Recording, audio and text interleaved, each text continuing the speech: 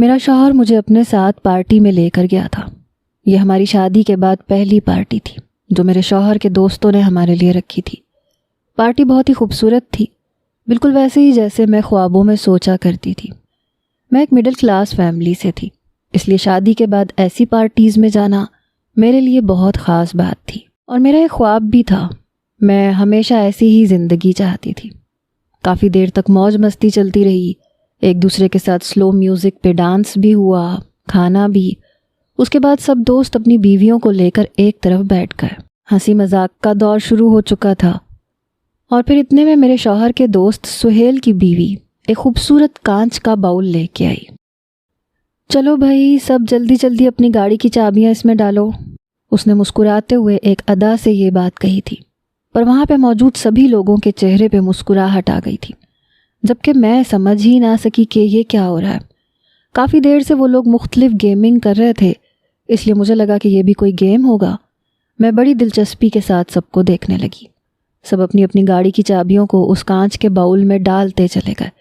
ظاہر سی بات ہے، سبھی امیر لوگ تھے، سبھی کے پاس گاڑیاں تھیں، اور مہنگی والی گاڑیوں کی تو چابیاں بھی بڑی مختلف قسم کی ہوتی ہیں۔ میرے لیے یہ کوئی انوکھی اور مزے کی چیز تھی، اور میں جاننا چاہتی تھی کہ اب آگے کیا ہوگا۔ اتنے میں خوبصورت ریڈ کلر کی بڑی بڑی سلک کی ربنز لائی گئیں، اور سہیل کی بیوی نے سب کی آنکھوں پہ وہ ربن باندھنی شروع کر دی، یہاں تک کہ میری آنکھوں پر بھی ربن باندھ دی گئی۔ میں جاننا چاہتی تھی کہ یہ کیا ہو رہا ہے، لیکن چونکہ میں پہلی بار ایسی پارٹی میں آئی تھی، اس لیے میں کسی کو یہ نہیں بتانا چاہتی تھی کہ مجھے ان امیر لوگوں کی چیزوں کا علم نہیں ہے۔ جب بھی خاموشی سے بیٹھی تھی، اور اب تو میری آنکھوں کے آگے بھی اندھیرا تھا۔ سہیل کی بیوی عمیرہ نے صرف لڑکیوں کی آنکھوں پہ ربنز باندھی تھی، اور شاید آخر میں کسی مرد نے ہی اس کی آنکھوں پہ بھی پٹی باندھی ہو۔ خیر، مجھے تو بالکل نظر نہیں آ رہا تھا۔ تھوڑی دیر گزری تو مجھے سہیل بھائی کی آواز سنائی دی، رمشا بھابی، آپ کے آگے باؤل ہے، اس میں ہاتھ ڈالیں اور کوئی چابی اٹھا لیں۔ ان کے کہنے پہ میں نے اپنے ہاتھ سے ٹٹولتے ہوئے باؤل کو چھوا جو وہ خود پکڑ کے کھڑے ہوئے تھے، اور پھر اس میں سے ایک چابی نکال لی۔ باری باری سہیل بھائی نے سبھی خواتین سے چابیاں نکلوائیں، اور اس کے بعد اعلان کیا کہ اب سب اپنی آنکھوں کی پٹیاں کھول لیں۔ سہیل بھائی کی بات پہ میں نے بھی اپنی آنکھوں پہ سے وہ ربن ہٹائی، اور دیکھا تو میرے ہاتھ میں ایک بہت قیمتی گاڑی کی چابی تھی۔ پھر میں نے دوسروں کی طرف دیکھا، ساری ہی لیڈیز اپنی چابیاں مسکراتے ہوئے چیک کر رہی تھیں، لیکن اگلے منظر نے میرے ہوش اڑائے تھے، جب سارے مرد اپنی جگہوں سے اٹھے اور اپنی چابیوں کی تلاش میں سب لیڈیز کے پاس جا کے چیک کرنے لگے۔ میرے سامنے عمیر بھائی آئے، ان کے چہرے پہ مسکراہٹ تھی۔ کہنے لگے، رمشا، آپ نے تو میری گاڑی کی چابی چنی ہے، میرے لیے یہ خوش نصیبی ہے۔ مجھے عمیر بھائی کی یہ بات سمجھ میں نہیں آئی۔ میں نے اپنے شوہر کو دیکھا جو اپنے ایک دوسرے دوست کی بیوی کے آگے کھڑے اس سے اپنی چابی لے رہے تھے۔ میں نے بھی عمیر بھائی کے آگے ہاتھ بڑھا کے چابی واپس کرنے کی کوشش کی اور سمجھنا چاہا کہ یہ کیا کھیل تھا، لیکن عمیر بھائی نے چابی کے ساتھ ساتھ میرا ہاتھ پکڑا اور مجھے کھینچ کے کھڑا کر لیا، اور پھر میں نے دیکھا تو وہاں تقریب میں سبھی نے ایسا کیا تھا۔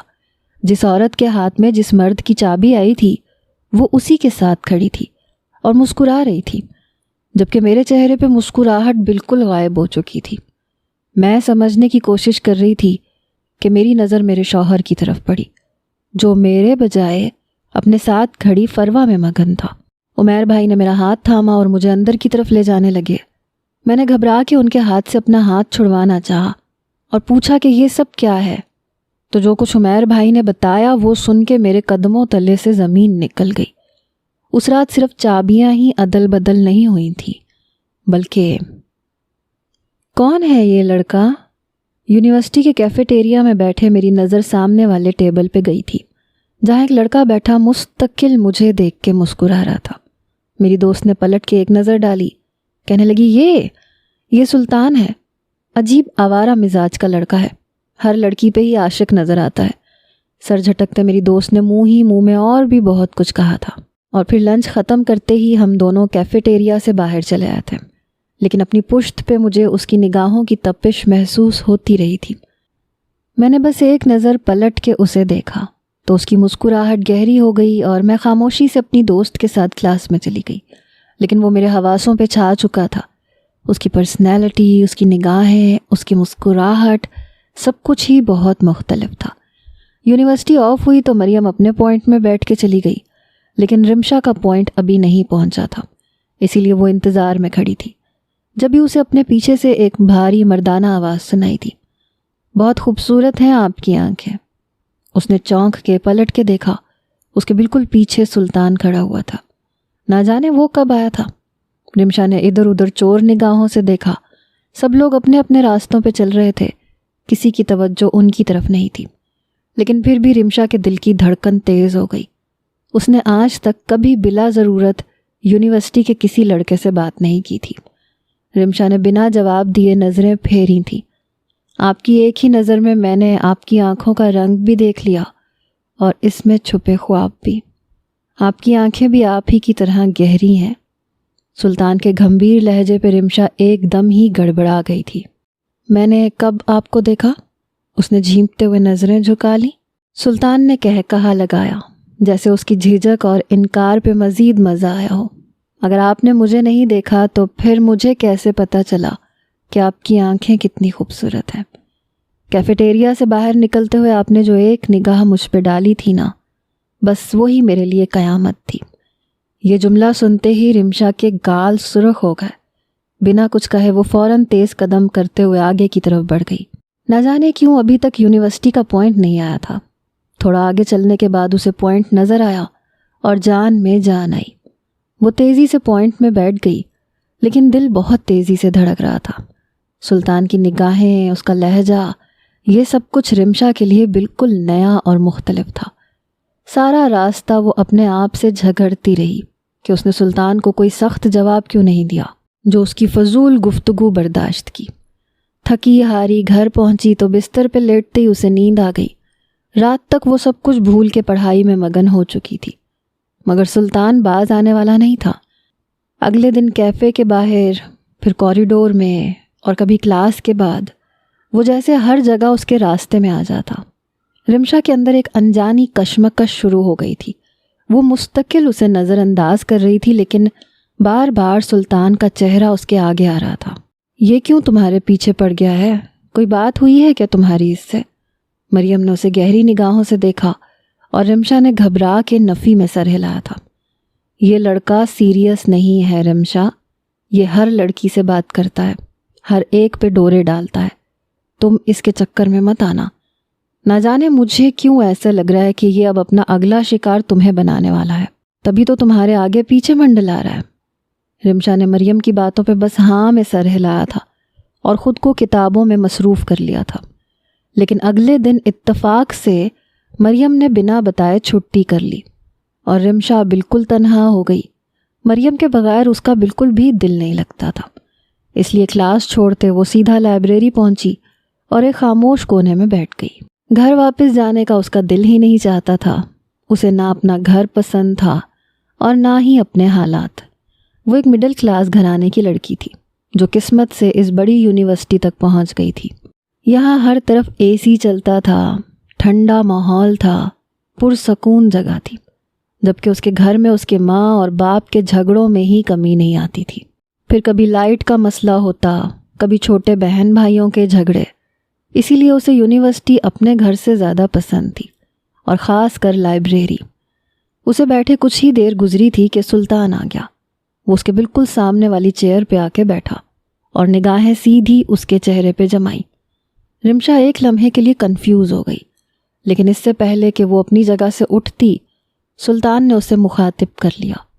آج آپ کی فرینڈ نہیں آئیں؟ رمشا نے بس ایک نظر اس کے چہرے پہ ڈالی اور نفی میں سر ہلا دیا۔ مجھے یقین ہے وہ آپ کو مجھ سے دور رہنے کے مشورے دیتی ہوں گی۔ سلطان نے اتنے یقین سے یہ بات کہی کہ رمشا بالکل ہی شاکڈ رہ گئی۔ ایسی کوئی بات نہیں ہے، آپ کو کوئی غلط فہمی ہوئی ہے۔ رمشا نے فوراً ہی مریم کی طرف داری کرتے اس کے منہ پہ صاف جھٹلایا۔ اچھا، تو پھر مجھے دیکھ کے فرار کیوں ہوتی ہیں؟ میں نے کون سا گناہ کیا ہے؟ بس بات کرنا چاہتا ہوں آپ سے، دوستی کرنا چاہتا ہوں، اچھی لگتی ہیں آپ مجھے۔ سلطان نے بنا لگی لپٹی رکھے دل کی بات کہہ دی اور رمشا کے چہرے پہ ناگواری آ گئی۔ میں لڑکوں سے نہ ہی بات کرتی ہوں اور نہ ہی دوستی کرنا چاہتی ہوں۔ صاف انکار کرتے ہوئے اس نے اپنی کتابیں سمیٹیں، انہیں بیگ میں ڈالنا شروع کیا۔ دیکھ لیں، کہیں ایسا نہ ہو بعد میں آپ کو افسوس ہو۔ مخلص دوست بہت مشکل سے ملتے ہیں۔ رمشا نے اس کے جملے کو نظر انداز کیا اور بیگ کندھے پہ ڈال کے تیزی سے باہر نکل گئی، لیکن قدم جتنی تیز چل رہے تھے دل اتنا ہی کانپ رہا تھا۔ کیا واقعی یہ لڑکا سیریس ہے یا پھر باقی سب لڑکیوں کی طرح کھیل رہا ہے؟ اس نے خود ہی سے یہ سوال کیا، مگر جواب نہ ملا۔ وہ مزید یونیورسٹی میں رکنے کے بجائے گھر واپس پہنچ گئی۔ فون کر کے اس نے مریم سے بھی خوب شکوہ کیا کہ وہ بنا بتائے کیسے چھٹی کر گئی، مگر یہ سن کے وہ کچھ پریشان ہوئی کہ مریم کو کافی تیز بخار تھا اور شاید وہ اگلے 2-4 دن تک مزید یونیورسٹی نہ آ پاتی۔ مریم کے بغیر یونیورسٹی جانا رمشا کے لیے بہت مشکل تھا، لیکن گھر میں رہنا اس سے بھی زیادہ مشکل، اس لیے مجبوراً وہ اگلے دن پھر یونیورسٹی کے لیے نکل گئی۔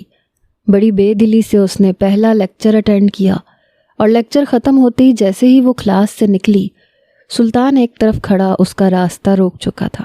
1 منٹ رکیں، اس نے دھیمی آواز میں کہا۔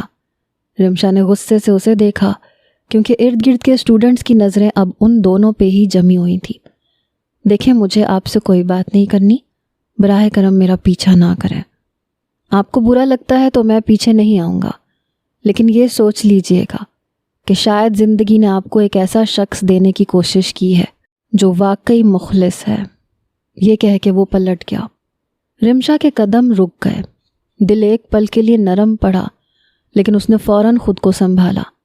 یہ بھی وہی باتیں ہیں جو ہر لڑکا کرتا ہے، میں اس کے جال میں نہیں آؤں گی۔ وہ جاتے ہوئے سلطان کی پشت دیکھنے لگی، اس کے جوتوں سے لے کر اس کا بیگ تک اس کے سٹینڈرڈ کو شو کرتے تھے۔ رمشا نے خود اسے کبھی کسی اور لڑکی کے ساتھ نہیں دیکھا تھا۔ وہ تو مریم تھی جس کی زبانی اسے پتہ چلا تھا کہ یہ لڑکا کئی لڑکیوں کے ساتھ افیئرز چلا چکا ہے، اور یہی بات رمشا کو حیران کر رہی تھی کہ مریم کو یہ سب کس نے کہا۔ وہ اور مریم تو ایک ساتھ یونیورسٹی آتے جاتے تھے۔ اگر اس نے خود یہ سب کچھ نہیں دیکھا تھا تو پھر مریم نے کیسے دیکھ لیا تھا؟ ایک لمحے کے لیے اس کا دل مریم کی طرف سے بھی بدگمان ہوا تھا۔ ایسا تو نہیں تھا کہ مریم جان بوجھ کے جھوٹ کہہ رہی ہو، کیونکہ وہ بھی ایک مڈل کلاس گھرانے سے تھی، اور رمشا کی زندگی میں اتنا امیر لڑکا آ جائے، شاید یہ بات اس سے برداشت نہ ہو رہی ہو۔ دل نے خود ہی طرح طرح کے بہانے سوچنے شروع کر دیے تھے۔ اب تو مریم کے خلاف بھی سوچیں بھٹک بھٹک کے ذہن میں آ رہی تھیں۔ کافی دیر تک دل اور دماغ کے درمیان جنگ چلتی رہی، اور پھر آخر میں اس کا دماغ جیت گیا۔ مریم کبھی اس سے جھوٹ نہیں کہہ سکتی، اس بات پہ اسے یقین تھا۔ لیکن اس دن کے بعد سلطان دوبارہ اس کے راستے میں نہیں آیا۔ تیسرے دن سے مریم بھی کالج آنے لگی اور سب کچھ نارمل سا نظر آنے لگا، لیکن نہ جانے کیوں سلطان کے راستے میں نہ آنے پہ رمشا کے دل کو کچھ ہونے لگا تھا۔ وہ جانے انجانے اس کا انتظار کرنے لگی تھی، مگر اگلے ہفتے ایک ایسا واقعہ ہوا جس نے رمشا کا دل دہلا دیا۔ وہ لائبریری سے نکلی تو واک کرتے ہوئے لائبریری کے پچھلے حصے میں پہنچ گئی، جب چند اوباش لڑکے اس کے راستے میں آ گئے۔ عجیب و غریب واہیات قسم کی باتیں کرنے لگے۔ ایک نے اس کا دوپٹہ پکڑ کے کھینچ دیا۔ وہ پریشان ہو کے پیچھے ہٹی ہی تھی کہ اچانک وہاں سلطان پہنچ گیا۔ شرم نہیں آتی؟ اپنی بہن کے ساتھ بھی یہی سب کچھ کرتے ہو؟ سلطان کا لہجہ غصے سے بھرا ہوا تھا۔ اس نے لڑکوں کو سختی سے ڈانٹا، حتیٰ کہ وہ سب شرمندہ ہو کے فوراً وہاں سے کھسک گئے۔ سلطان سینئر تھا اور پھر اس کا روب اور دبدبہ ہی الگ تھا۔ سلطان نے دوپٹہ اٹھا کے اس کی طرف بڑھایا تو اس کی نظر رمشا کے کانپتے ہاتھوں پہ پڑی۔ یہ یونیورسٹی ہے، یہاں ہر طرح کے لوگ آتے ہیں، آپ کو احتیاط کرنی چاہیے، یہ حصہ ہمیشہ خالی رہتا ہے، آپ یہاں کیا کر رہی تھی؟ سلطان نے نرمی سے پوچھتے ہوئے اسے تسلی دی اور اس کی آنکھوں سے آنسو بہہ نکلے۔ میں تو بس ایسے ہی آ گئی تھی۔ فکر نہ کریں، جب تک میں ہوں کوئی آپ کو تنگ نہیں کرے گا۔ سلطان نے اسے دلاسا دیا اور پھر اپنی نگرانی میں اسے اس کی کلاس روم تک چھوڑ دیا۔ مریم نے اسے سلطان کے ساتھ آتا دیکھا تو چونک گئی۔ کہاں چلی گئی تھی تم؟ رمشا نے مریم کو دیکھا اور پھر سارا قصہ سنا دیا۔ رمشا اور مریم کی 2 سبجیکٹس ایک دوسرے سے مختلف تھے، اس لیے جب اس کی کلاس ہوتی تھی تو وہ دونوں الگ الگ ہو جاتے تھے، اور اتنی ہی دیر میں یہ واقعہ ہوا تھا۔ مریم نے ساری بات سنی اور کہنے لگی، سلطان کون سا کم ہے، وہ بھی آوارہ لڑکوں کی طرح ہی ہے، مریم کی بات پہ رمشا کو بے حد برا لگا۔ ایسی کوئی بات نہیں ہے، سلطان نے میری عزت بچائی ہے اور تم اسے برا کہہ رہی ہو۔ میں نے تو کبھی اسے کسی اور لڑکی کے ساتھ نہیں دیکھا۔ رمشا نے سختی سے مریم کو جواب دیا تو مریم کی آنکھیں کھلی کی کھلی رہ گئیں۔ تم پاگل تو نہیں ہو؟ تمہیں ارد گرد کا ہوش ہی کب ہوتا ہے؟ ہم جب سے یونیورسٹی آئے ہیں میں تب سے سلطان کو دیکھ رہی ہوں، بس کبھی تم سے ذکر نہیں کیا، لیکن اس کا مطلب یہ نہیں ہے کہ میں تم سے جھوٹ کہہ رہی ہوں۔ اور بھلا میں جھوٹ کیوں کہوں گی؟ مریم کو غصہ آیا تھا۔ وہ بنا کچھ کہے اپنا سامان سمیٹ کے آگے بڑھ گئی۔ رمشا کو اچانک ہی احساس ہوا کہ اس نے مریم کے ساتھ بہت روڈلی بیہیو کیا تھا۔ مریم سنو تو، میرا کہنے کا یہ مطلب نہیں تھا۔ آج جس طرح سے اس نے میری عزت بچائی ہے بس اس لیے میں اسے غلط نہیں سمجھنا چاہ رہی۔ تھوڑی دیر بعد وہ مریم سے صلح کر چکی تھی۔ مریم نے اسے سختی سے سمجھایا تھا کہ سلطان سے دور رہے، لیکن کسی نہ کسی طرح موقع نکال کے سلطان اس کے نزدیک آ جاتا تھا۔ دھیرے دھیرے نمبرز کا تبادلہ ہوا اور وہ مریم سے چھپ کے سلطان سے باتیں کرنے لگی۔ سلطان اس کے لیے تازہ ہوا کے جھونکے کی طرح تھا۔ پہلے وہ یونیورسٹی آ کے اپنے گھر کے ماحول سے بچتی تھی، اب گھر میں بھی وہ اپنے کمرے میں بند ہو کر سلطان کے ساتھ باتوں میں مصروف ہو جاتی، کبھی میسیجز پہ کبھی کال پہ، اور اس طرح اس نے اپنے آپ کو اپنے گھر سے الگ کر لیا تھا۔ اس کی ایک مختلف زندگی بن گئی تھی جہاں وہ اور سلطان تھے۔ سلطان اس سے نہ صرف نرمی اور محبت سے پیش آتا تھا بلکہ اس کی ساری خواہشوں کو وہ دھیرے دھیرے پورا کرنے لگا تھا۔ رمشا کو یقین ہو گیا تھا کہ مریم کو سلطان کے حوالے سے کوئی غلط فہمی ہوئی ہے۔ اس نے سلطان میں کوئی برائی نہیں پائی تھی۔ پھر وہ سلطان کے ساتھ یونیورسٹی کے بعد گھومنے پھرنے جانے لگی، کبھی کسی ہوٹل میں، کبھی کسی پرسکون جگہ پہ۔ مریم کو ابھی بھی اس بات کا کوئی علم نہیں تھا، نہ ہی رمشا کے گھر والوں کو۔ اس کے والدین کے اپنے ہی جھگڑے ختم نہیں ہوتے تھے، انہیں بھلا رمشا کے بارے میں کیا ہی خبر ہوتی۔ اس کی ماں ہمیشہ گھر کے حالات اور پیسوں کو لے کے اس کے باپ سے جھگڑا کرتی تھی، اور باپ غصے میں یا تو گھر کا سامان توڑتا یا اس کی ماں کو گالیاں دینے لگتا۔ اسی لیے سلطان کے ساتھ اسے ایک اچھی زندگی جنت کی طرح لگنے لگی تھی۔ لیکن 2 مہینے بعد ہی یہ بات مریم کے علم میں آ گئی۔ اسے کسی اور کے ذریعے سے پتہ چلا کہ روزانہ رمشا یونیورسٹی کے پوائنٹ کے بجائے سلطان کی گاڑی میں جاتی ہے، اور یہ بات پتہ چلتے ہی وہ رمشا سے جھگڑا کر بیٹھی۔ تم نے مجھے بتایا کیوں نہیں؟ یہ سب کیا چل رہا ہے؟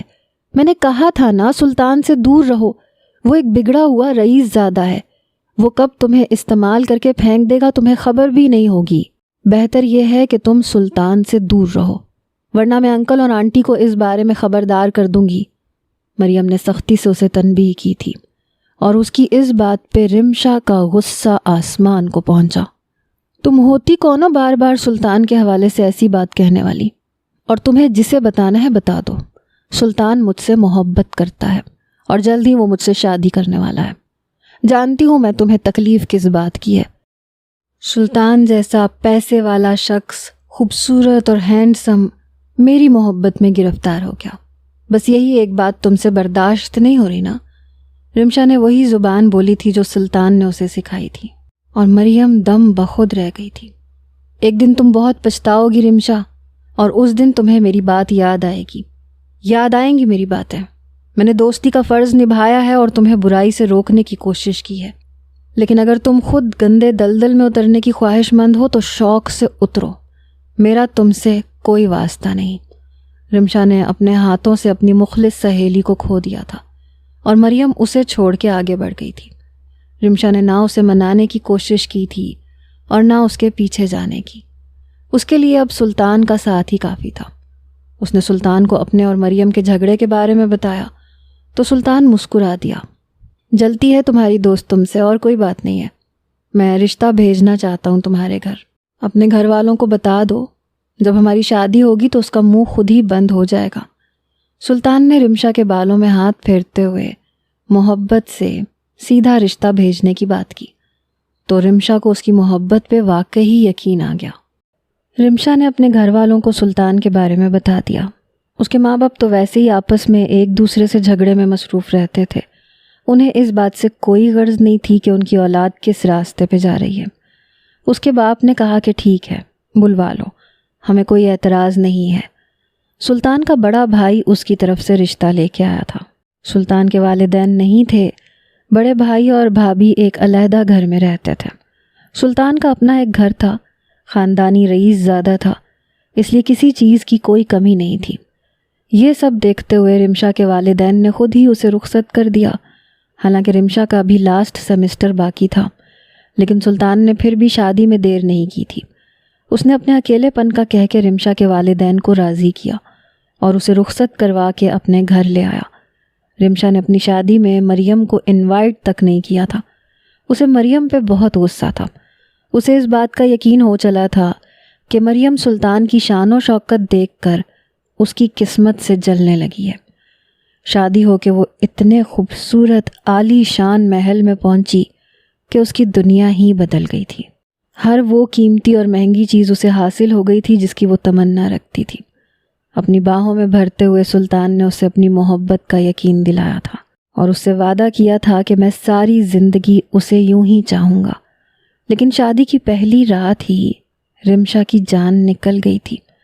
سلطان کی مردانگی اور اس کے محبت کرنے کا طریقہ بالکل ہی الگ تھا۔ رمشا کو اپنے ساتھ بٹھائے، بڑی سی LED پہ ایک ویڈیو لگائی اور اس کے بعد اسے دیکھتے ہوئے وہ دھیرے دھیرے رمشا کے نزدیک ہو رہا تھا، جبکہ اس چلتی ہوئی ویڈیو پہ نظر پڑتے ہی مریم کے ہوش اڑ گئے تھے۔ اس نے جلدی سے نگاہیں پھیری۔ یہ سب کیا ہے سلطان؟ اسے تو بند کریں۔ شرم سے اس کا چہرہ لال ہوا تھا۔ ارے میری جان، تم تو بہت سیدھی ہو، تمہیں محبت کرنی نہیں آتی، اس لیے تمہارے لیے لگائی ہے۔ دیکھو اچھی بیویاں اس طرح سے شوہروں کو پیار کرتی ہیں۔ سلطان نے اس کا چہرہ زبردستی پکڑ کے LED کی طرف کیا تھا۔ دیکھو اس لڑکی کو، کیسے اس مرد کو خوش کر رہی ہے، ایسے محبت کی جاتی ہے۔ سلطان کے کہنے پہ رمشا نے ایک چور نگاہ LED پہ ڈالی تھی اور شرم سے کانپ اٹھی تھی۔ بے انتہا مختصر سے لباس میں وہ لڑکی بستر پہ بندھی ہوئی تھی اور اس کے ساتھ موجود آدمی محبت کے نام پہ اس کے وجود پہ ڈرنک گراتے نہ جانے کیا کچھ کر رہا تھا۔ وہ ایک ایسی ویڈیو تھی جسے دیکھنے کا تصور بھی رمشا کے لیے محال تھا۔ اس نے دوبارہ نگاہیں پھیر لیں۔ سلطان اسے باہوں میں اٹھاتے بستر پہ لے گیا اور بالکل ویسے ہی باندھنے لگا۔ وہ خوفزدہ سی ہو گئی۔ سلطان پلیز، یہ کیا کر رہے ہیں؟ اس نے فوراً ہی انکار کرنا چاہا، لیکن سلطان کے چہرے پہ دھیمی سی مسکراہٹ تھی۔ محبت کرتا ہوں، اپنا حق وصول کرنے جا رہا ہوں۔ آج کل ایسے ہی پیار کیا جاتا ہے۔ اس کے ہاتھوں اور پیروں کو باندھتے وہ اپنی شرٹ کے بٹن کھول چکا تھا۔ کچھ دیر بعد ڈرنک کرتے ہوئے وہ اسی آدمی کی طرح رمشا کے ساتھ پیش آنے لگا۔ ہاتھ میں ایک لچکدار بیلٹ تھا اور ہونٹوں پہ مسکراہٹ۔ بیلٹ پہ نظر پڑتے ہی رمشا کی چیخ نکلی تھی۔ پلیز پلیز سلطان، یہ نہ کریں، میں یہ سب برداشت نہیں کر پاؤں گی۔ لیکن سلطان نے اس کی ایک نہ سنی۔ وہ بالکل اسی انداز میں ساری رات اس پہ شدت لٹاتا رہا اور ساتھ ساتھ اسے سمجھاتا بھی رہا کہ وہ جو کچھ کر رہا ہے وہ محبت کے سوا اور کچھ نہیں ہے۔ صبح تک رمشا کی حالت انتہائی خراب ہو چکی تھی، لیکن پھر سلطان ٹب میں گرم پانی کرتے اسے اپنے بازوؤں میں اٹھا کے ٹب میں ڈالنے لگا اور خود اسے نہلانے کے بعد اس کے وجود پہ مرہم بھی لگایا۔ اس کی کمر لال انگارہ ہو رہی تھی۔ وہ ناراضگی سے سلطان کو دیکھ رہی تھی۔ تم نے میری محبت کو غلط طریقے سے محسوس کیا ہے، اس لیے تکلیف تو ہوئی ہے نا جان۔ اگر تم اسے میری محبت سمجھتی تو تم بھی انجوائے کرتی۔ وہ دوبارہ اسے بستر میں لے کے لیٹ چکا تھا۔ اس کا انداز واقعی اتنا نرم تھا کہ رمشا مان گئی۔ ٹھیک ہے، لیکن اب بھوک لگ رہی ہے، کھانا نہیں کھائیں گے کیا؟ دوپہر ہونے والی تھی اور ابھی تک ان دونوں نے ناشتہ بھی نہیں کیا تھا۔ کچھ دیر بعد، ابھی نہیں، سلطان نے اس کا ہاتھ پکڑ کے اسے اور قریب کیا اور موبائل فون پر پھر سے ایک ویڈیو لگا دی۔ سلطان پلیز، رمشا کو ان ویڈیوز سے گھن آ رہی تھی، لیکن سلطان کے انداز بتا رہے تھے کہ وہ ان سب چیزوں کا عادی ہے۔ مجبوراً سلطان کے ساتھ وہ بیٹھی رہی، لیکن اس کا دھیان کہیں اور تھا۔ کافی دیر تک سلطان ایک کے بعد ایک ویڈیوز لگاتا رہا اور ساتھ ساتھ اس پہ بھی اپنی شدتیں لٹاتا رہا۔ اس کے بعد جب رمشا بھوک سے بے حال ہوئی تو بڑی مشکل سے وہ بستر سے نکلا اور کھانے کی ٹیبل تک آیا۔ پھر اس کے بعد تو یہ معمول بن گیا۔ وہ رمشا کو یونیورسٹی ساتھ لے کے جاتا، پھر خود ہی اس کے ساتھ لے کے آتا، کچھ دیر اپنے کاروبار پہ دھیان دیتا، اور اس کے بعد سارا وقت رمشا کو اس کے ساتھ ایسی ہی ویڈیوز دیکھنی پڑتی۔ یونیورسٹی میں مریم سے اس کا آمنا سامنا ہوتا تھا، لیکن اب دونوں میں دوستی نہ ہونے کے برابر رہ گئی تھی۔ ساری یونیورسٹی کو پتہ چل چکا تھا کہ اس کی اور سلطان کی شادی ہو گئی ہے۔ ہر کوئی حیران تھا کہ سلطان نے ایک معمولی سی مڈل کلاس کی لڑکی سے شادی کر لی۔ سلطان نے اس کا ہر طرح سے خیال رکھا تھا، کسی چیز کی کوئی کمی نہیں ہونے دی تھی۔ اسے سکون کے ساتھ ساتھ ہر چیز میسر آ گئی تھی۔ ہاں، سلطان کی محبت میں جنون ضرور تھا، لیکن کبھی کبھی اسے یہ جنون بھی اچھا لگتا تھا۔ پھر شادی کو 10 دن ہوئے تو سلطان نے بتایا کہ اس کے دوست اس کی شادی کی خوشی میں پارٹی دینا چاہتے ہیں۔ یہ سن کے رمشا بہت حیران ہوئی، کیونکہ اس سے پہلے سلطان نے کبھی اپنے خاص دوستوں کا کوئی ذکر نہیں کیا تھا۔ پھر سلطان نے بتایا کہ وہ اس کے پرانے دوست ہیں، کاروبار میں بھی ساتھ ہیں، اور اکثر ہی وہ لوگ ایسی پارٹیز کرتے رہتے ہیں۔ ہائی فائی قسم کی پارٹی کا سن کے رمشا بڑی متاثر ہوئی، اور اس نے شوہر کی خواہش پہ خوبصورت سی ساڑی پہنی، جس کا چھوٹا سا بلاؤز اس کی زینت کو چمکا رہا تھا۔ پہلے پہل تو رمشا کو تھوڑا عجیب لگا، لیکن جب وہ پارٹی میں پہنچی تو وہاں اس سے بھی زیادہ ریویلنگ ڈریسز پہنے گئے تھے، اس لیے وہ کمفرٹیبل ہو گئی۔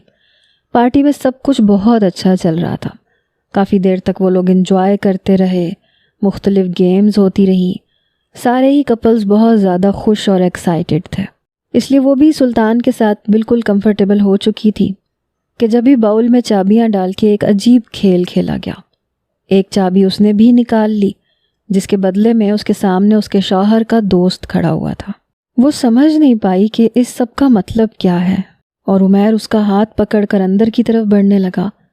وہ ایک بہت بڑا ریزورٹ ٹائپ تھا، جہاں بہت سارے کمرے بنے ہوئے تھے۔ وہ جیسے ہی اسے ایک کمرے میں لے کے جانے لگا تو وہ گھبرا کے پیچھے ہٹی۔ کیا کر رہے ہیں عمیر بھائی آپ؟ ہم کہاں جا رہے ہیں اور سلطان کہاں ہیں؟ تم نے دیکھا نہیں سلطان کی گاڑی کی چابی کس کے ہاتھ میں آئی تھی؟ وہ اسی لڑکی کے ساتھ ہے، اور آج کی رات وہ اسی کے ساتھ گزارے گا، جبکہ میری گاڑی کی چابی تم نے اٹھائی تھی، اس لیے آج ساری رات میں تمہاری سواری کروں گا۔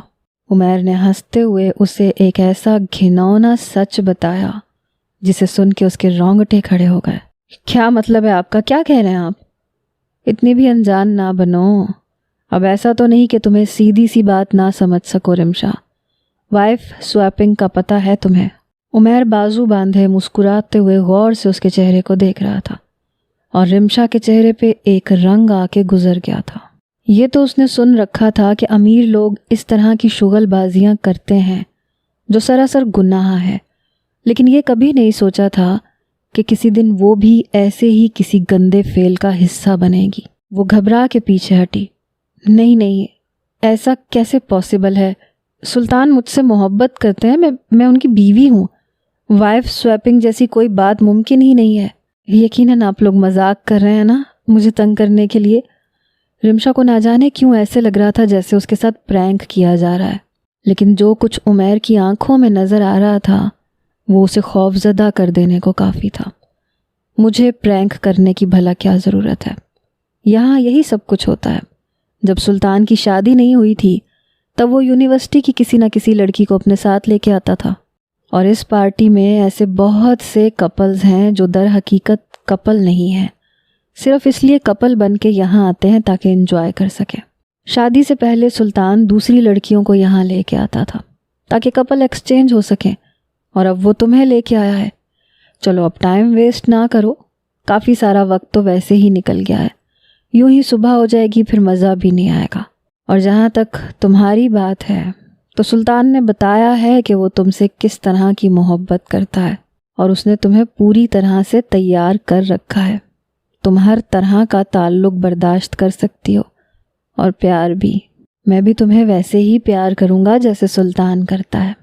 یہ کہتے ہوئے اس نے مسکرا کے اپنی جیب میں ہاتھ ڈالا اور ہتھکڑی نما چیز باہر نکالی، اور رمشا کو یہ سمجھنے میں وقت نہیں لگا کہ اس کے شوہر نے ان دونوں کے درمیان کمرے میں ہونے والی ہر بات کو اپنے دوستوں سے ڈسکس کر رکھا تھا، اور صرف یہی نہیں بلکہ وہ اپنی مرضی اور خوشی سے ایکسچینج کرنے کو بھی تیار تھا۔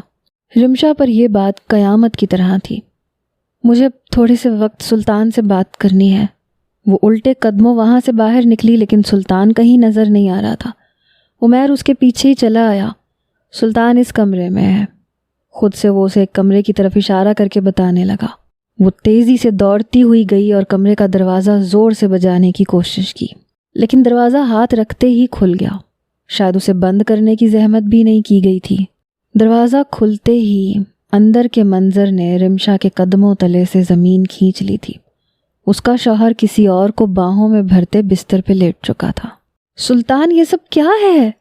وہ ایک دم ہی غصے سے چیخی۔ تم یہاں کیا کر رہی ہو؟ تمہیں تو عمیر کے ساتھ ہونا چاہیے نا؟ سلطان نے اپنے ساتھ موجود لڑکی پہ چادر ڈالتے ہوئے حیرت سے پوچھا تھا۔ مجھے عمیر کے ساتھ کیوں ہونا چاہیے تھا؟ اور آپ اس لڑکی کے ساتھ کیا کر رہے ہیں؟ Wife swapping, right? وہ روتے ہوئے چیخی تھی۔ پلیز رمشا، تماشا نہ کرو۔ ہم جیسے لوگوں میں یہ بات کامن ہے۔ تم مڈل کلاس ہو اس لیے تمہیں یہ بات عجیب لگ رہی ہے، لیکن کچھ دنوں میں تم بھی عادی ہو جاؤ گی۔ میں نے تمہیں زمین سے اٹھا کے آسمان پہ پہنچا دیا ہے، اور تم میرے ہی فرینڈز کے سامنے میری بے عزتی کر رہی ہو۔ جاؤ، جا کے عمیر کو خوش کرو۔ سلطان کا چہرہ غصے سے سرخ ہوا تھا، کیونکہ پیچھے کھڑا عمیر اس سے ناراض ہو رہا تھا۔ یار، یہ تم کس کو لے آئے ہو؟ سارا موڈ خراب کر رہی ہے۔ اس کے بجائے تو کسی یونیورسٹی کی لڑکی کو ہی لے آتے ہیں، عمیر نے خفگی سے کہا۔ تو سلطان اٹھ کے اس کے قریب آ گیا۔ رمشا، ابھی اور اسی وقت عمیر کے ساتھ اس کے کمرے کے اندر چلی جاؤ۔ میں یہاں کوئی تماشا نہیں چاہتا۔ رمشا نفی میں سر ہلاتی پیچھے ہٹی۔ میرے لیے یہ ممکن نہیں ہے۔ تم اتنے غلیظ اور گندے ہوگے، میں یہ سوچ بھی نہیں سکتی تھی۔ کتنے بے حیا ہو تم! خود اپنی بیوی کو کسی اور کے ساتھ بھیجنے کی بات کر رہے ہو، اور خود دوسروں کی بیویوں کے ساتھ بستر گرم کرتے ہو۔ مجھے تو لگا تھا تم مجھ سے سچی محبت کرتے ہو، صرف مجھ سے وفادار ہو، لیکن تم نے تو دھوکے بازی کی انتہا کر دی۔ رمشا کی بات پہ سلطان نے غصے میں ایک زوردار تماچا اس کے منہ پہ دے مارا۔ بکواس کرنے کی ضرورت نہیں ہے۔ تم کون سے بہت اچھے اونچے خاندان سے آئی ہوئی ہو؟ کون سے نیکوکار خاندان سے تعلق ہے تمہارا؟ تمہاری ماں اور باپ کیوں جھگڑا کرتے ہیں؟ کیا مجھے معلوم نہیں ہے؟ تمہاری ماں کو معلوم ہے کہ تمہارے باپ کے باہر کتنے تعلقات ہیں۔ تمہارا باپ جو کماتا ہے نا، تمہاری دوسری ماؤں پہ لٹاتا ہے، جن سے تمہارے باپ کا نکاح بھی نہیں ہوا۔ تم مڈل کلاس لوگ بھی اتنے ہی گندے ہوتے ہو جتنے ہم۔ بس ہم کھلے عام عیاشی کرتے ہیں، اور مڈل کلاس مرد نظر بچا کے اپنی عورت سے چھپ چھپا کے یہ سب کرتے ہیں۔ سلطان کی بات پہ رمشا کا چہرہ غصے سے سرخ ہوا تھا۔ شرمندگی سے اس نے نظریں چرا لی تھیں۔ وہ بغلیں جھانک رہی تھی۔ یہ وہ بات تھی جسے آج تک اس نے خود نظریں چرائی تھیں۔ اس کے ماں اور باپ کے جھگڑوں کے پیچھے کی اصل کہانی، اس کے باپ کی وہ ناجائز تعلقات جو گھر کی چار دیواری سے باہر تھے، جس کا علم اس کی ماں کو بھی تھا اور اسے بھی، لیکن کچھ کر نہیں سکتی تھی، اور اس کی ماں کا کسی بات پہ اختیار نہیں تھا۔ اسی بات پہ ہر وقت جھگڑا رہتا تھا، اور اسی وجہ سے نہ ماں نہ باپ کسی نے اولاد پہ توجہ نہیں دی۔ اس کی شادی کا بھی وقت آیا تو اس کے باپ نے اسے بوجھ کی طرح سلطان کے ساتھ اتار پھینکا۔ یہ وہ سچ تھا جو وہ خود سے بھی چھپاتی تھی، اور آج یہ سچ سلطان نے اس کے منہ پہ دے مارا تھا۔ نہ جانے کیسے سلطان کو اس کے گھر کے پیچھے کی حقیقت پتہ چل گئی تھی، اور وہ غلط موقع پر اس بات کو استعمال کرنا چاہتا تھا۔ رمشا نے اپنا پرس مضبوطی سے تھاما، ایک نظر اس پہ ڈالی اور دوسری عمیر پہ۔ میں مانتی ہوں کہ میرا باپ بھی تم لوگوں کی طرح ہی بد کردار ہے، لیکن میری ماں نے کبھی اس بد کرداری کو قبول نہیں کیا، اور اسی وجہ سے ہمارے گھر میں جھگڑا ہوتا ہے۔ اچھا ہوا کہ میری تم سے کوئی اولاد نہیں ہے، اور مجھے تمہارا سچ پہلے سے پتہ چل گیا۔ میں پہلے سے ہی تم سے اپنے راستے جدا کر لوں گی، تاکہ میرے جیسی کوئی اور لڑکی اسٹرگل نہ کرے، کسی اور بچے کو وہ تکلیف نہ اٹھانی پڑے جو میں اپنے باپ کی عیاشی کی وجہ سے آج تک اٹھاتی رہی ہوں۔ میرا اور تمہارا تعلق ختم. سلطان مجھے طلاق دو اور اس رشتے سے آزاد کر دو. رمشا نے سیدھے سیدھے طلاق کا مطالبہ کیا تھا اور سلطان کا چہرہ فک ہو گیا تھا. یہ کیا کہہ رہی ہو؟ میں محبت کرتا ہوں تم سے. اور یہ وائف سویپنگ، یہ تو بس مہینے میں ایک آدھ بار ہم انجوائمنٹ کے لیے کر لیتے ہیں اور کچھ بھی نہیں ہے. طلاق کی بات نہ کرو، ہم گھر چل کے بات کر لیتے ہیں. سلطان کا لہجہ بدلا تھا کیونکہ کہیں نہ کہیں اسے رمشا سے محبت تھی. نہیں سلطان، میں ایک بدکار مرد کے ساتھ کسی صورت گزارا نہیں کر سکتی. مانتی ہوں کہ تمہاری دولت دیکھ کر، تمہاری محبت کے جال میں پھنس کر میں نے تم سے شادی کی، لیکن تمہاری سچائی جاننے کے بعد میری محبت ختم ہو چکی ہے. میں ایک بد کردار مرد کو اپنا شوہر مان لوں تو کل کو میری اولاد کو اسے اپنا باپ ماننا پڑے گا، اور شاید میں تو محبت کے نام پہ ساری زندگی گزار لوں، لیکن تمہاری وجہ سے جو اولاد مجھے ہوگی وہ اولاد ساری زندگی تڑپتی رہ جائے گی. اپنے باپ کے بد کردار ہونے کی وجہ سے اسے دنیا کے آگے سر اٹھانا مشکل ہوگا، جیسے میرے لیے مشکل ہے. میں خود کو تو تمہاری محبت میں جھکا سکتی ہوں، لیکن اپنی آنے والی اولاد کو آزمائش میں نہیں ڈال سکتی. اور جسے تم ایک مہینے میں انجوائمنٹ کا نام دے رہے ہو، وہ انجوائمنٹ نہیں ہے، وہ بربادی ہے. تم نے صحیح راستہ چھوڑ کے گمراہی کا وہ راستہ چنا ہے جس کے بعد شاید کچھ بچتا ہی نہیں ہے. میں مزید اس رشتے کو برداشت نہیں کر سکتی. تمہیں مجھے طلاق دینی ہی ہوگی. رمشا نے 2 لفظوں میں اپنا فیصلہ سنایا اور پرس تھامتی ہوئی وہاں سے بھاگتی ہوئی باہر نکلی. بنگلے سے باہر نکل کر کچھ دور تک چلنے کے بعد اسے ٹیکسی مل گئی تھی.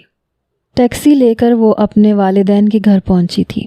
اس کی ماں اکیلی بیٹھی جاگ رہی تھی، شاید اس کے باپ کے انتظار میں، اور اسے دیکھ کے وہ حیران رہ گئی. رمشا، تم اس وقت یہاں؟ وہ روتے ہوئے ماں کے گلے لگی اور سب کچھ بتا دیا. اماں، آپ نے ابا کی بدکاری کو قبول کرنے کی کوشش کی، اسی لیے میں اور میری بہنیں سفر کرتی رہیں. اگر آج یہی بدکاری میں قبول کر لوں تو کل کو میری اولاد کو بھی اسی طرح اذیت اٹھانی پڑے گی. انہیں بھی پتہ ہوگا کہ ان کا باپ ان کی ماں کو نہیں بلکہ راتوں کو کسی اور عورت کے ساتھ ہوتا ہے، اور پھر بھی وہ مجبوراً خاموشی سے یہ اذیت برداشت کریں گی. جو کچھ میں نے سہا وہ میں اپنی اولاد کے لیے برداشت نہیں کر سکتی، اس لیے میں اس شخص کے ساتھ نہیں رہوں گی. ماں کے گلے لگی، وہ سسکتی رہی، اور اس کی ماں نے بھی اس کے اس فیصلے کو قبول کر لیا تھا. البتہ اگلی صبح جب اس کے باپ کو پتہ چلا کہ وہ سلطان جیسے امیر آدمی کو چھوڑنے کی بات کر رہی ہے تو انہوں نے خوب ہنگامہ کیا. کچھ نہیں ہوتا، مرد ذات ایسی ہی ہوتی ہے، اگر کسی عورت پہ دل آ جائے تو اس کے ساتھ محض کچھ وقت گزار لیتے ہیں. اور کیا، سلطان محبت تو تم ہی سے کرتا ہے نا، آخر کو تمہارا ہی شوہر ہے. باہر کتنی بھی عورتوں کے ساتھ منہ مار لے، واپس گھر ہی آئے گا نا. اس کے باپ نے اسے وہی بات سمجھانے کی کوشش کی تھی جو وہ خود اپنے معاملے میں اپنی بیوی کو سمجھاتا آیا تھا. لیکن اس بار رمشا کی ماں بیچ میں آ گئی تھی. میں نے جو ساری زندگی جھیلا ہے وہ میں اپنی اولاد کے لیے نہیں برداشت کروں گی. اگر رمشا اپنی اس اولاد کے لیے سٹینڈ لینے کو تیار ہے جو ابھی اس کی کوکھ میں بھی نہیں ہے، تو میں نے تو اپنی بیٹیوں کو پیدا کر کے جوان کر کے دیا ہے. میری بیٹی واپس نہیں جائے گی. رمشا کی ماں اس کے ساتھ مل کے ڈٹ گئی تھی، اور بالآخر انہوں نے رمشا کو سلطان سے طلاق دلوا ہی دی تھی. سلطان نے کئی بار معافی مانگی، وہ اسے واپس لے جانا چاہتا تھا، لیکن رمشا کو اندازہ تھا کہ سلطان کبھی نہیں سدھر سکتا، یا شاید کئی سالوں کے بعد جا کے اس میں کوئی تبدیلی آئے، کیونکہ وہ گندگی کے جس دلدل میں دھنسا ہوا تھا وہاں سے نکلنا بہت مشکل تھا. اسے گندی ویڈیوز دیکھنے کی عادت تھی، اسے وائف سویپنگ جیسی لت لگی ہوئی تھی. وہ ایک نہیں بلکہ کئی لڑکیوں کے ساتھ اپنی راتیں رنگین کر چکا تھا. یہ وہ گناہ تھے جو انسان کا دل سیاہ کر دیتے ہیں، اور ان گناہوں کی دلدل سے باہر نکلنا بہت مشکل ہے. وہ طلاق لے کے خاموشی سے گھر بیٹھ گئی تھی. عدت مکمل ہونے کے بعد اس نے نوکری جوائن کی، اور اسی دوران مریم کو اس کے بارے میں سب کچھ پتہ چلا. مریم اس سے ملنے کے لیے آئی. مریم کو دیکھتے رمشا نے شرمندگی سے نظریں جھکا لی، لیکن مریم نے آگے بڑھ کے اسے گلے سے لگایا. کاش میں تمہیں روک پاتی، کاش میں تمہارے لیے کچھ کر سکتی. میں نے تمہیں بہت سمجھانے کی کوشش کی تھی، وہ شخص اس قابل نہیں، لیکن اس وقت تمہاری آنکھوں پہ محبت کی پٹی بندھی تھی۔ سلطان کئی لڑکیوں کے ساتھ انوالو تھا اور یہ بات یونیورسٹی میں کئی لوگ جانتے تھے۔ میں نے خود یہ سب کچھ اپنی آنکھوں سے دیکھا تھا، لیکن تم نے میری بات پہ یقین نہیں کیا۔ مگر آج بھی میں تمہارے ساتھ ہوں۔ تم نے بہت اچھا کیا کہ ایک ایسے شخص سے خود کو ہمیشہ کے لیے علیحدہ کر لیا۔ آج نہیں تو کل تمہاری زندگی سنبھل جائے گی، لیکن اس کے ساتھ تم ہمیشہ کے لیے برباد ہو جاتی۔ مریم نے اسے جینے کا حوصلہ دیا۔ وہ ہر دوسرے دن اس سے ملنے کے لیے آنے لگی اور پھر کچھ عرصے کے بعد مریم خود ہی اپنے دیور کا رشتہ اس کے لیے لائی۔ مریم کا دیور ایک اچھا پڑھا لکھا انسان تھا جسے مریم نے اپنی دوست کے بارے میں سب کچھ بتایا تھا اور وہ رمشا سے شادی کرنے کو تیار تھا۔ سادگی کے ساتھ رمشا کو زوار کے ساتھ رخصت کر دیا گیا۔ زوار بہت پیسے والا تو نہیں تھا، لیکن وہ ایک شریف اور باحیا مرد تھا۔ رمشا نے اس کے ساتھ ایک اچھی زندگی شروع کی تھی۔ وہ اپنے ماضی کو بھول کے آگے بڑھ رہی تھی۔ سلطان نے کئی بار اس سے رابطہ کرنے کی کوشش کی تھی، لیکن رمشا کو سلطان کے ساتھ اب کوئی تعلق نہیں رکھنا تھا۔ ایک ایسا مرد جو اپنی بیوی کو خود کسی غیر مرد کے آگے پیش کر دے، وہ مرد کہلانے کے لائق ہی نہیں۔ آج کل ایک خاص طبقے میں وائف سویپنگ کا عمل بالکل نارمل ہو چکا ہے، اور یہ کہانی کافی حد تک ایک سچی کہانی سے لی گئی ہے۔ اس لیے کمنٹ کرنے سے پہلے اچھی طرح سوچئے گا اور پھر بتائیے گا کہ ہمارے معاشرے میں یہ سب کچھ کیوں ہو رہا ہے۔ ہم ایک اسلامی معاشرے سے تعلق رکھتے ہیں، اس کے باوجود بھی کیوں اس طرح کی واہیات چیزیں پروموٹ ہو رہی ہیں؟ ان کے پیچھے کس کا ہاتھ ہے؟ کون ہے جو انسان کو اس حد تک گندگی میں گرا چکا ہے؟ کن چیزوں کے ذریعے سے ہم ان مسائل کو حل کر سکتے ہیں؟ کیسے ہم اپنی آنے والی نسلوں کو اس گندگی سے محفوظ رکھ سکتے ہیں؟